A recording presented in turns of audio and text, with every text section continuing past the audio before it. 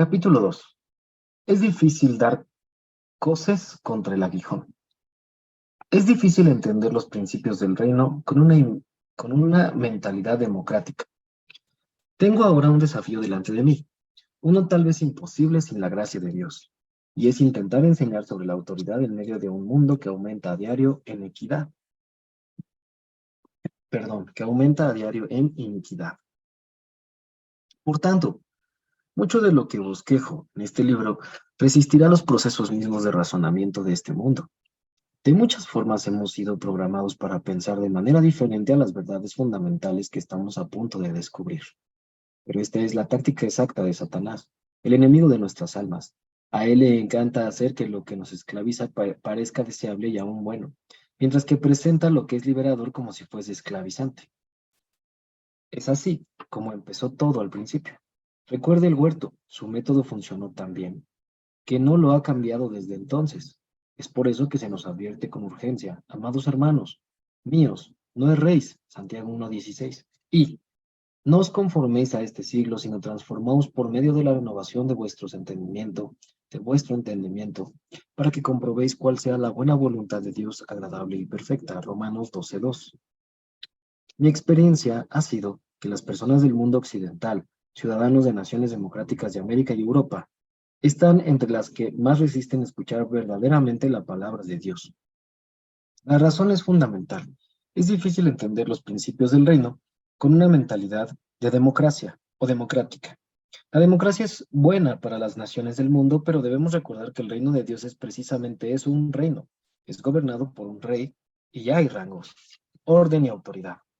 Las leyes de su reino no son sobrepasadas ni están sujetas a la opinión popular, el voto o las encuestas. Las leyes no son influenciadas por lo que creemos que es bueno para nosotros, como Eva fue tan astutamente engañada a creer. Por tanto, tal como Samuel, recitó luego al pueblo las leyes del reino y las escribió en un libro, 1 Samuel 10:25. Necesitamos ser instruidos en los principios del reino hoy, pues nuestra sociedad no produce en nosotros las costumbres del reino. Si intentamos vivir como creyentes con una mentalidad cultural ante la autoridad, como mínimo seremos ineficaces y, peor aún, estaremos en una situación de peligro. Nuestra progresión, así como nuestra protección, pueden ser bloqueadas o cortadas en la medida en que nos desconectamos a nosotros mismos de la fuente de vida verdadera. Esto puede compararse a jugar al béisbol en la vida mientras que Dios está dirigiendo un campeonato de fútbol. Podemos compararlo con intentar usar un aparato eléctrico, sin conectarlo a la fuente de energía. Con mucha frecuencia hoy, si no estamos de acuerdo con la autoridad, podemos desafiarla mediante la queja o la protesta.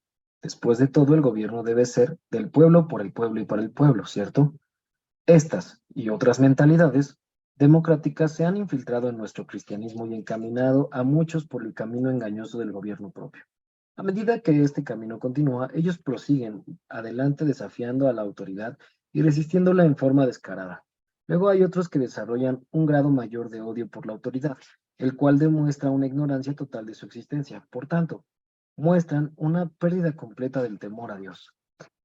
Pero ninguno de esos métodos traerá la libertad que buscamos, porque la Escritura dice, si oyeren y les sirvieren, acabarán sus días en bienestar, y sus años en dicha. Pero si no oyeren, serán pasados a espada, y perecerán sin sabiduría. Job 36, del 11 al 12. Aquel a quien se debe oír y servir es nada menos que Dios. Note la promesa, provisión y protección a cambio de nuestra sumisión a su autoridad. También observe el peligro inminente que acompaña ignorar su gobierno. La libertad que buscamos al resistir a la autoridad la perdemos en nuestra insubordinación a ella. Mi esposa tiene un dicho: hay libertad en la sumisión y esclavitud en la rebelión. Esto resume lo que leemos en estos versículos de Job. Algunos pueden decir, yo me someto a Dios, pero no al hombre, a menos que esté de acuerdo con él. Es aquí donde nuestra crianza y nuestro pensamiento incorrecto en la iglesia puede estorbarnos. No podemos separar nuestra sumisión a la autoridad inherente de Dios de nuestra sumisión a su autoridad delegada. Toda autoridad se origina con él. Escuche lo que la Escritura nos advierte. Sométase toda persona a las autoridades superiores, porque no hay autoridad sino de parte de Dios, y las que hay por Dios han sido establecidas. De modo que quien se opone a la autoridad, a lo establecido por Dios resiste, y los que resisten acarrean condenación para sí mismos. Romanos 13, 1 y 2. Hay mucho de lo cual pensar en este pasaje, y más adelante profundizaremos en él. Pero por ahora, deseo solo comentar algunos puntos. Primero, Dios establece a todas las autoridades existentes. La verdad es que nadie puede llegar a una posición de autoridad legítima sin el conocimiento de Dios. Debemos resolver este asunto en nuestros corazones. Segundo, rebelarse contra las autoridades es rebelarse contra el decreto del Señor o contra Dios mismo. Y los que hacen eso traen juicio sobre sí. Debemos recordar, nuestro Padre, no un líder hambriento de poder, es el autor de estas palabras, porque todavía la escritura es inspirada por Dios, segunda de Timoteo 3:16. El hecho de que haya sido torcida por el hombre no significa que Dios no sea su autor, aunque sean lentas para admitirlo. Muchas personas se ven a sí mismas como responsables solo ante Dios y no ante las autoridades. Quienes piensan así están destinados a chocar con aquel a quien llaman Señor. Recuerde las palabras de Jesús a Saulo, que más tarde llegaría a ser Pablo. Dura cosa te es dar coces contra el aguijón. Hechos 9:5. Los agricultores en los tiempos bíblicos usaban aguijones. Un aguijón común era una rama larga de 24 metros de roble u otra madera fuerte a la cual se le quitaba toda la corteza. En la punta se usaba un clavo afilado para aguijonear al buey mientras araba. El buey ciertamente no resistía el instrumento afilado, capaz de causarle mucho dolor y daño. De allí que el tiempo de Pablo De allí que en el tiempo de Pablo este proverbio se empleara para describir la futilidad de resistirse a la autoridad o poder superior. Las personas que se resisten a la autoridad de Dios, sea directa como lo hizo Pablo o indirectamente a su autoridad delegada, se hallarán a sí mismas dando coces contra el aguijón en las manos de Dios. Con demasiada frecuencia esto puede ser una experiencia y lección dolorosa que muchos terminamos aprendiendo de la forma más difícil, como me pasó a mí. Una experiencia que ilustra. Hablando de dolor, recuerdo cuando mis ojos fueron dolorosamente abiertos al hecho de que resistirse a la autoridad delegada es resistirse a la autoridad de Dios. Para mí, eso está grabado para siempre como un monumento a la necedad de dar coces contra el aguijón. A mediados de los 80, se me ofreció la posición de pastor de jóvenes en una iglesia interdenominacional grande. Luego de orar y de una confirmación asombrosa, acepté la posición como la voluntad de Dios. Me sentí abrumado porque no había tenido experiencia previa ministrando a jóvenes, pero me hallé a mí mismo como parte del equipo ministerial de una de las iglesias de crecimiento más rápido y mayor influencia en los Estados Unidos. Comencé a devorar libros y manuales sobre ministerio para jóvenes. Uno de los libros había sido escrito por el pastor de jóvenes principal de una iglesia en el estado de Luisiana que tenía un programa juvenil maravilloso. Le pedí a mi secretaria que lo llamara y le preguntara si yo podía ir por 2 días y pasar tiempo con el grupo. Los líderes me dieron la bienvenida con los brazos abiertos y seleccionamos la fecha. Al llegar, se me llevó de inmediato a una reunión de jóvenes el miércoles por la noche. Quedé sorprendido. Tenía su propio auditorio para jóvenes con capacidad para 1,500 personas y estaba lleno. Ellos no estaban jugando o predicando mensajes sencillos y que comprometen la verdad. Los mensajes eran de pureza y poder. Para, para completar, los jóvenes estaban emocionados por estar allí. Yo estaba entusiasmado y tenía la certeza de que había escogido el grupo correcto del cual aprender. El día siguiente me reuní en la iglesia con los líderes. De nuevo sentí que no podía creer lo que había hallado. Tenía su propio edificio administrativo para el Ministerio de Jóvenes, 2 secretarias a tiempo completo y 4 pastores también a dedicación exclusiva. Me pasé los siguientes 2 días entrando y saliendo de reuniones con los 4 pastores de jóvenes. Las estadísticas eran asombrosas. En ese entonces tenían 1,250 jóvenes en su ministerio de escuela secundaria y estaba creciendo a un ritmo asombroso. Cada uno de los 4 pastores me dijo lo mismo. El éxito del ministerio se debía a las fiestas, que tenían cada viernes por la noche en más de 100 lugares en toda la ciudad. Las fiestas eran en realidad grupos de células en hogares con el objetivo de procurar la salvación de jóvenes. El concepto era lo suficientemente sencillo, pero a la vez profundo. Es difícil llevar adolescentes no salvos a la iglesia, pero es fácil llevarlos a una fiesta. Durante la semana, cada miembro del grupo de jóvenes era animado a concentrarse en una persona en su escuela e invitarle a la fiesta el viernes por la noche. Una vez allí disfrutaban de comida, fraternidad y música cristiana contemporánea. Luego, el líder asignado, un estudiante de secundaria o de universidad, comenzaba una discusión de grupo organizada y basada en la Biblia, lo que al fin guiaba la conversación al tema de la salvación. Luego, presentaba una oportunidad para los que desearan poner su fe en Jesús. Como resultado, muchos visitantes aceptaban la salvación. Estos eran llevados a otro lugar y se les daba instrucciones sobre la importancia de la comunión y la iglesia. Se intercambiaban nombres y números de teléfonos y eran invitados a los servicios de jóvenes y a los miércoles por la noche. Asistí a una de esas fiestas y fue inspirador ver a varios estudiantes no salvos poner su fe en Cristo. Regresé a mi iglesia y compartí lo que había aprendido con mi asistente. Después de orar nos sentimos guiados a hacer lo mismo con nuestro grupo. También compartí la visión, emocionado, con el pastor en el estacionamiento un domingo después del servicio. Él me animó diciéndome, muy bien hermano, siga adelante. 8 meses de planificar y trabajar. En oración, Dios me dio un plan. Debía comenzar de inmediato una escuela de liderazgo para preparar a mis líderes. Lo anuncié el martes por la noche al grupo de jóvenes y para mi deleite, 70 de ellos asistieron a la clase de liderazgo el domingo siguiente por la mañana. Yo les iba a enseñar semanalmente por los próximos 6 meses sobre principios de liderazgo, tales como la fidelidad, la integridad, el compromiso, el servicio y la visión. Luego de 5 meses el Señor me habló al corazón en oración de nuevo y dijo, escoge 24 de los jóvenes en tu clase de liderazgo y comienza una clase de discipulado para ellos. De ellos seleccionarás tus primeros líderes para las fiestas.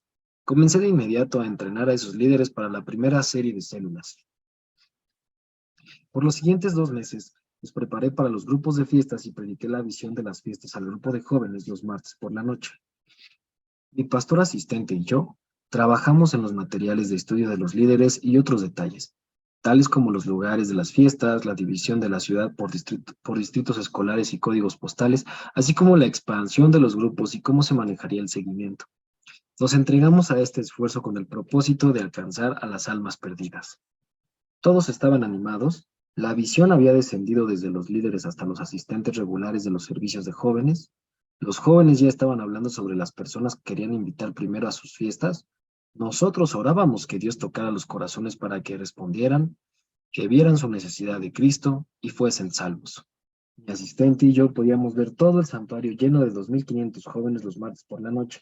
En pocas palabras, estábamos llenos de visión y pasión. Una reunión que jamás olvidaré. 3 semanas antes del lanzamiento de las primeras fiestas, fui a la reunión semanal de pastores. El equipo pastoral no estaba preparado en lo absoluto para lo que estaba a punto de escuchar. En la reunión, el pastor principal compartió con los otros 11 asociados las siguientes palabras devastadoras. Señores, el Espíritu Santo me ha mostrado que la dirección de esta iglesia no es tener grupos celulares. Así que quiero que todos ustedes cancelen cualquier célula que tengan en los hogares de los miembros.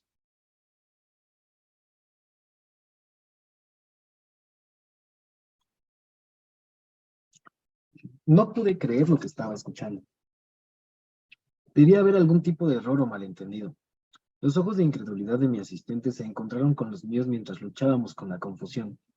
Traté de consolarme con el pensamiento de que él no se refiere a los jóvenes, solo está hablando de los otros pastores, el pastor de los solteros, el de las personas mayores, el de parejas y otros tenían células, pero no les estaba yendo muy bien y ese no era realmente el enfoque de sus ministerios.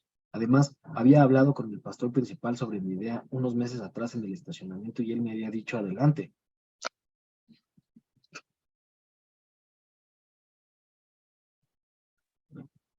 De manera que concluí que el departamento de jóvenes debía estar exento de ese mandato. No pude esperar más. Perdón, pastor. Quiere decir todos menos el ministerio de jóvenes, ¿cierto? Él me miró y dijo, John, el Espíritu Santo me habló. Me dijo que la dirección de esta iglesia no es tener células. Intervine de nuevo, pastor. ¿Recuerda que fui hace varios meses a ese grupo de jóvenes en Luisiana? Ellos tienen 1.250 estudiantes de preparatoria en su grupo de jóvenes. Los 4 pastores dijeron que se debía a sus células. El pastor principal me volvió a mirar y repitió, John, el Espíritu Santo me habló. Me dijo que la dirección de esta iglesia no es tener células. Hablé de nuevo. aumentando mi intensidad y pensando, él no entiende, así que razoné. Pastor, es difícil hacer que los jóvenes vengan a la iglesia, pero podemos hacer que casi cualquier estudiante de preparatoria vaya a una fiesta, lo cual expliqué hace algunos meses. Sería realmente una célula enfocada en evangelizar a los perdidos. John, el Espíritu Santo, me dijo que la dirección de esta iglesia no es tener células. Insistió de nuevo. Con más pasión le pregunté, pero pastor, podemos llenar nuestro auditorio con 2.500 jóvenes. Podemos ver a todos los jóvenes de Orlando, Florida, salvos. Él repitió las mismas palabras sin cansarse. Discutí con él aproximadamente 15 minutos. Todos en esa sala sentían la tensión aumentar. Por fortuna para mí, las únicas palabras que continuaron saliendo de la boca del pastor fueron las que creía que Dios le había hablado. Finalmente me callé, pero por dentro estaba furioso. No escuché nada más el resto de la reunión. Todo lo que podía pensar era, hemos trabajado en esto por 8 meses. Él sabía que estábamos haciendo esto. Yo se lo dije hace meses. ¿Cómo puede detener el vehículo que podría traer a cientos o aún miles al reino? Él está deteniendo un mover de Dios. ¿Qué les voy a decir a los jóvenes? ¿Qué pensarán mis líderes? Viajé a Luisiana. ¡Qué mal gasto de dinero, de tiempo! No puedo creer que esto esté pasando realmente. Mis pensamientos casi no tenían fin, y en todos ellos yo estaba en lo correcto y del lado de Dios, pero el pastor estaba errado. Cuando la reunión terminó, salí rápido a la sala de conferencias. Un pastor asociado, mayor, sabio, trató de detenerme para hablarme con sabiduría, autorrestricción y para consolarme, pero le miré y le dije, Fred, no quiero hablar. Él se dio cuenta que no iba a llegar a ninguna parte y desistió. Llegué a mi casa, abrí la puerta y recibí un saludo de mi esposa. No la saludé, sino que dije en voz muy frustrada, no vas a creer lo que hizo. Al escuchar el tono de mi voz respondió preocupada, ¿quién y qué hizo? El pastor. Canceló las fiestas celulares, algo en lo que trabajamos por 8 meses, las canceló. ¿Puedes creerlo? Ella me miró y dijo con la voz más seria y directa, bueno, parece que Dios te está tratando de enseñar algo. Luego salió del vestíbulo y se fue a nuestro cuarto. Ahora estaba enojado con ella. Entré en la cocina, puse mi pie sobre una silla, fijé mi vista en la ventana del frente y continué pensando cuán errado estaba mi pastor. Solo que ahora había añadido a esos pensamientos las ideas de cuán insensible y escasa de discernimiento era mi esposa. Un encuentro con el maestro. Mientras miraba por la ventana, el Espíritu Santo habló a mi corazón. Me dijo, John, ¿cuál ministerio estás edificando? ¿El mío o el tuyo? Yo respondí, el tuyo, señor. Él contestó rápidamente, no, no el mío. Estás edificando el tuyo propio. Yo le dije, Señor, no podemos llevar a la mayoría de los jóvenes no salvos a nuestra iglesia, pero sí los podemos llevar a fiestas. Comencé a describirle todo el proceso y el plan como si él no lo supiese. ¿Cuán fácil podemos ser engañados? El Señor me permitió desahogarme y luego dijo, John, cuando te traje a esta iglesia para servir a este hombre, te hice una extensión del ministerio que le confié a él. Te llamé para hacer sus brazos y sus piernas. Puse solo a un hombre a cargo de este ministerio. Él trajo a mi mente a Moisés. La Biblia dice, y Moisés a la verdad fue fiel en toda la casa de Dios, Hebreos 3:5. Él era el líder que Dios puso sobre la congregación. Luego trajo a mi mente a Santiago en el Nuevo Testamento. Santiago era el líder de la iglesia en Jerusalén. Me recordó el incidente sobre la circuncisión entre los creyentes, Hechos 15. Pablo, Bernabé, Pedro, Juan y el resto de los apóstoles y los ancianos de la iglesia de Jerusalén se juntaron para hablar de eso. Algunos de los fariseos que habían creído y que también eran líderes hablaron primero. Luego habló Pedro, después él, Pablo y Bernabé compartieron lo que Dios estaba haciendo entre los gentiles. Una vez que terminaron, Santiago se levantó, resumió lo que se había dicho y tomó esta decisión, por lo cual yo juzgo. Como cabeza, él expresó su decisión y todos ellos, incluidos Pedro, Pablo y Juan, se sometieron a ella. Vi esa dinámica ilustrada en las Escrituras cuando el ángel libró a Pedro de la cárcel. Pedro les dijo a los creyentes en la casa de María, haced saber esto a Jacobo y a los hermanos, Hechos 12:17. Lo mismo era cierto de Lucas y Pablo. Cuando llegaron a Jerusalén, Lucas escribe, los hermanos nos recibieron con gozo y al día siguiente Pablo entró con nosotros a ver a Jacobo y se hallaban reunidos todos los ancianos. Hechos 21 del 17 al 18. Porque Pedro y Pablo identifican a Jacobo en esas dos narraciones. Es claro que él era el líder por la forma en que se menciona por nombre.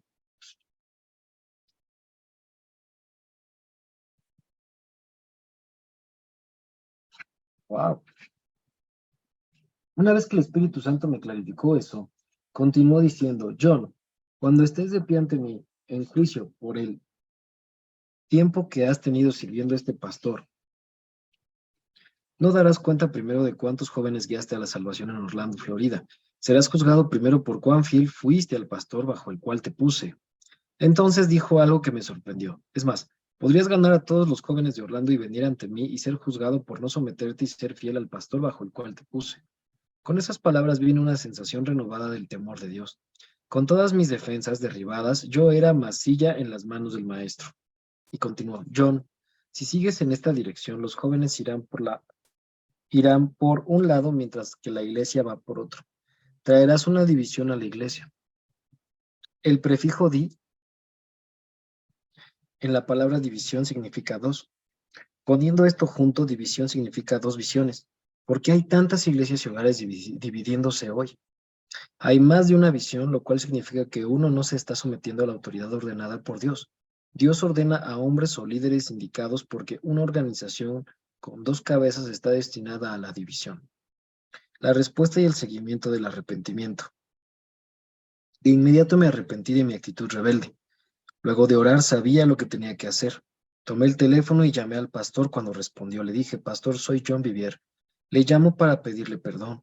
Dios me ha mostrado que he estado en rebeldía ante su autoridad y he pecado grandemente. Por favor, perdóneme. Voy a cancelar las células de inmediato. Él fue muy bondadoso y me perdonó. Tan pronto como colgué el teléfono, escuché al Espíritu Santo hacerme esta pregunta. Ahora, ¿cómo se lo dirás a tus 24 líderes este fin de semana? Vi una visión o imagen mía entrando al salón con los líderes y diciéndoles en un tono de voz monótona, muchachos, no van a creer lo que ha pasado. Todos me mirarían preocupados, preguntando ¿qué? Yo continuaría en mi tono de voz monótona. ¿Ustedes? Saben que hemos trabajado en esto por meses, pero el pastor ha cancelado las células. No vamos a tener nuestras fiestas los viernes por la noche. Los vi a todos quejarse descontentos por la decisión. Era fácil percibir que estaban enojados con el pastor. Todos éramos sus víctimas y por supuesto mi imagen quedaba bien a expensas de él. Luego de considerar esta escena en mi mente, escuché al Espíritu Santo preguntarme, ¿es eso lo que vas a hacer? Yo respondí, no, señor. En la siguiente reunión entré al salón lleno de líderes con confianza, una sonrisa en mi rostro y entusiasmo en mi voz. Con ánimo les anuncié, muchachos, tengo muy buenas noticias. Ellos me miraron con gran expectativa. ¿Qué? Yo continué. Dios nos ha salvado de comenzar y edificar algo que no es suyo. Nuestro pastor nos dijo en una reunión de pastores esta semana que la dirección del Espíritu Santo para esta iglesia no es tener células, de manera que en efecto de inmediato las fiestas están canceladas. Todos parecían reflejar mi entusiasmo y a una voz gritaron, está bien. Nunca tuve ningún problema con ellos. No fui el único que creció a raíz de esa experiencia, todos crecimos. Más adelante, pude compartir con ellos lo ocurrido. Muchos de esos 24 jóvenes están hoy en el ministerio a tiempo completo y les va muy bien. Un corazón contrito y humillado. Al reflexionar, estoy convencido de que ese fue un punto fundamental en mi vida y ministerio. Si no me hubiera quebrantado, si no he insistido en mi propio razonamiento y continuando en mi testarudez, hoy estaría en un lugar muy diferente. Habría cancelado las fiestas porque no tenía otra opción, pero en mi corazón habría permanecido resistente, orgulloso y duro. Nunca olvide, no es solo obediencia externa a lo que Dios desea, sino un corazón contrito y humillado, con sed y hambre de la voluntad de Dios. Es por eso que David dice, ¿por qué no quieres sacrificio que yo lo daría? Los sacrificios de Dios son el espíritu quebrantado, el corazón contrito y humillado no despreciarás tú, oh Dios. Salmo 51 del 16 al 17.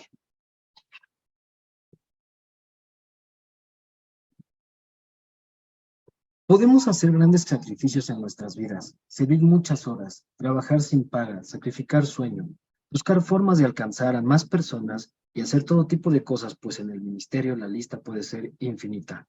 Atrapados en todo ese sacrificio, podemos imaginarnos a nosotros mismos y nuestros esfuerzos como agradables a Dios. Sin embargo, en toda esa actividad nuestro motivo puede ser alimentado engañosamente por la voluntad propia. Escuche estas palabras. Dios se agrada con la sumisión que lleva a la verdadera obediencia. El propósito de este libro no es solo revelar la importancia de la sumisión a la autoridad de Dios, sino también crear un amor y pasión por la obediencia a ella. Sé que pueden haber muchas preguntas no contestadas en su mente sobre el testimonio dado aquí. Una puede ser, ¿no le dijo Dios a usted en oración que hiciera esas células? Otra puede ser, ¿qué tal si el pastor estaba errado sobre la dirección de la iglesia? ¿Qué tal si debía formar esas células si él estaba errado y usted en lo correcto? ¿Qué tal si él hubiera sido influido de forma incorrecta? A medida que continuemos este estudio, responderemos a estas preguntas y muchas otras. Sin embargo, antes de continuar la discusión sobre la autoridad delegada, debemos establecer primero la importancia de someternos a la autoridad directa de Dios. Watchman Nee escribe, antes que un hombre pueda someterse a la autoridad delegada por Dios, debe primero confrontarse con la autoridad inherente de Dios. Toda nuestra relación con Dios está regulada por el hecho de que si hemos enfrentado o no a la autoridad. Si lo hemos hecho, nos someteremos a la autoridad en todo lugar y estando así restringidos por Dios, podemos comenzar a ser usados por Él. Primero debe establecerse un fundamento escritural firme de la importancia de la sumisión a Dios mismo. Solo después de hacer esto podemos movernos a la importancia de la sumisión a la autoridad delegada. Esto será la piedra angular de todo lo que deseamos edificar.